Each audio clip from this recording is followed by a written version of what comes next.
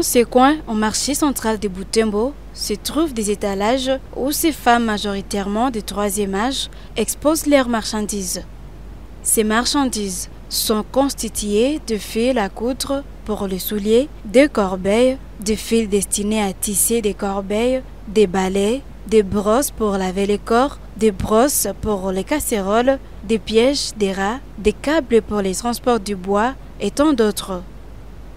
Ces articles envahissent tous les étalages dans ce coin du marché central de Butembo.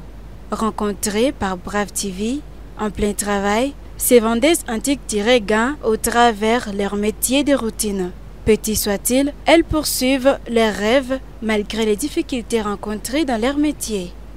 C'est le cas de cette dame expérimentée de 10 ans dans ces métiers antiques que son travail n'est pas un passe-temps. Elle y tire gain au partir duquel elle trouve quoi mettre sous la dent.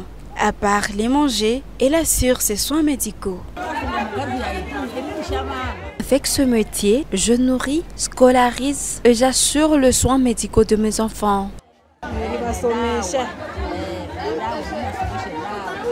Toutefois, elle déplore la recrudescence de l'insécurité qui a bloqué sa clientèle qui revenait de Mangina.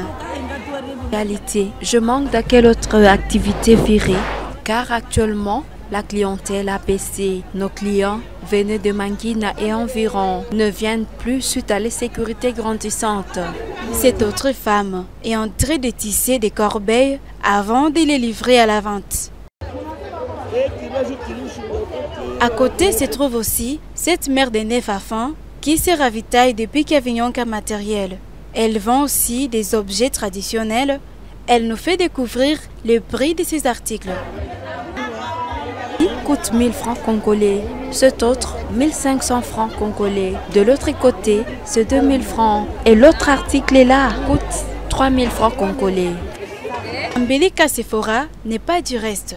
14 ans de pratique de ces commerces et mère de 4 enfants, elle reconnaît qu'à travers ses métiers, son mari est aussi épargné d'énormes charges.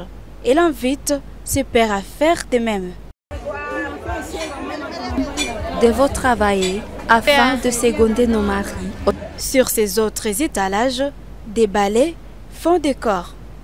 Katungu Kibwana, elle, regrette de voir son commerce chuter il y a quelques années suite à l'insécurité grandissante dans la région. Par jour, elle était capable de vendre 50 tamis, mais de nos jours, elle vend à peine 10 tamis.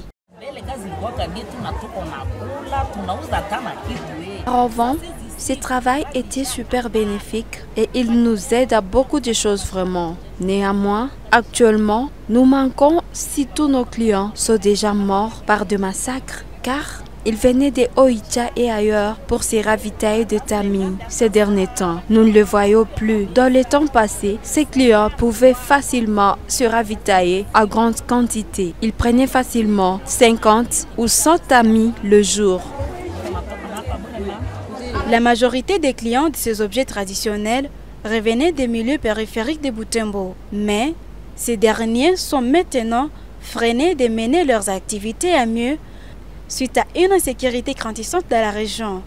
Elle plaide pour le retour de la paix.